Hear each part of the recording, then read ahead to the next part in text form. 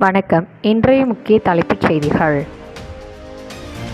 ஆளுநர் மற்றும் துணைநிலை ஆளுநர் பதவியை ராஜினாமா செய்தார் தமிழிசை சவுந்தரராஜன்.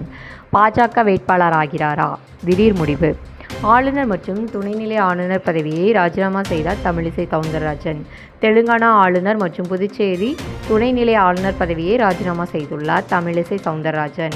இதற்காக குடியரசுத் தலைவர் திரௌபதி முர்முவுக்கு தனது ராஜினாமா கடிதத்தை அனுப்பி வைத்துள்ளார். லோக்சபா தேர்தல் போட்டியிட உள்ளாரா என்ற கேள்வி எழுந்துள்ளது. லோக்சபா தேர்தல் தேதி அறிவிக்கப்பட்டுள்ள இந்த நிலையில் வரிசையாக பாஜக வேட்பாளர் பட்டியல் வெளியிட்டு வருகிறது. முன்பே 195 வேட்பாளர்களின் பட்டியலை பாஜக முதல் கட்டமாக அறிவித்துள்ளது.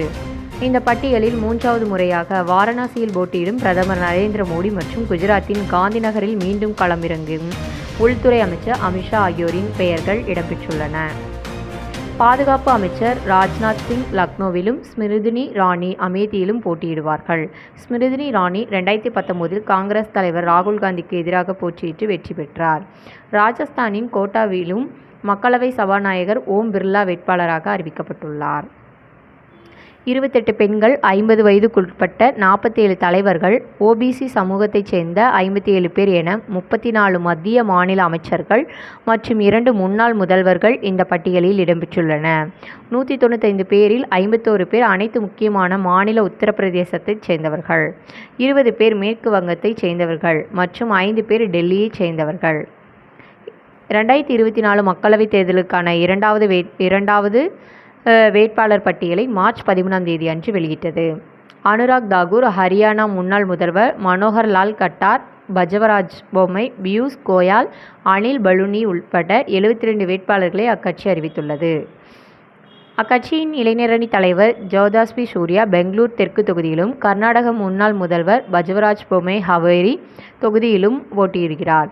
மத்திய தகவல் மற்றும் ஒலிபரப்புத்துறை அமைச்சர் அனுராக் தாக்கூர் இமாச்சல பிரதேசின் ஹிமியூர்பூரில் மக்களவைத் தேர்தலில் போட்டியிடுகிறார்.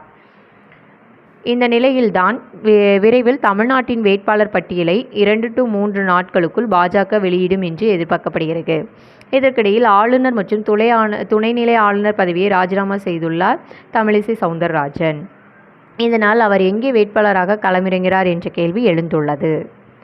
ஆக்டிவ் அரசியலில் பாஜக தலைவராக இருந்த தமிழிசை 8 செப்டம்பர் 2019ஆம் அன்று தெலுங்கானா ஆளுநராக நியமிக்கப்பட்டார். அதன் பின்னர் 18 பிப்ரவரி 2021 அன்று புதுச்சேரி துணைநிலை ஆளுநராக நியமிக்கப்பட்டுள்ளார். இந்த நிலையில் தமிழிசை சவுந்தரராஜன் பாஜக வேட்பாளராக மீண்டும் களமிறங்கப்படுகிறாரா என்ற கேள்வி எழுந்துள்ளது. லோக்சபா தேர்தலில் இவர் தூத்துக்குடியில் போட்டியிட்டு தோல்வியடைந்துள்ளார் கடந்த ஆண்டு. இந்த நிலையில்தான் ஆளுநர் மற்றும் துணைநிலை ஆளுநர் பதவியை ராஜினாமா செய்து தூத்துக்குடி அல்லது தென் சென்னை அல்லது நெல்லை அல்லது புதுச்சேரியில் இருந்து பாஜக வேட்பாளராக இவர் களமிறங்கப்படுகிறாரோ என்ற கேள்வி எழுந்துள்ளது. எங்கள் சேனலை லைக் பண்ணுங்கள், ஷேர் பண்ணுங்கள், சப்ஸ்கிரைப் பண்ணுங்கள்.